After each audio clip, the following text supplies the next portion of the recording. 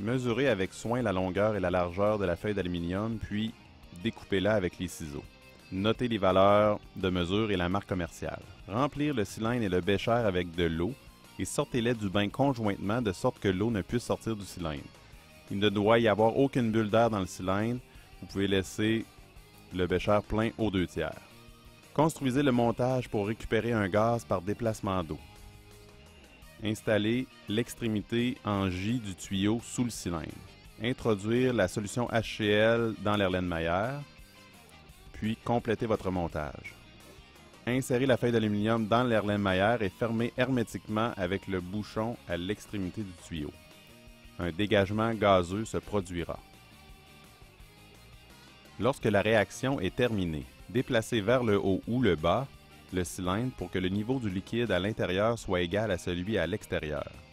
Vous pouvez aussi ajouter de l'eau dans le bécher pour produire le même effet.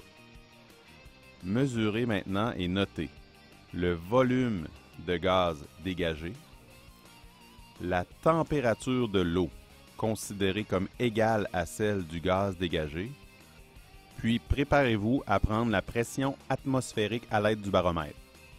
Pour ajuster le baromètre, ajustez le niveau de mercure du petit bassin de façon à ce qu'il frôle la petite pointe blanche.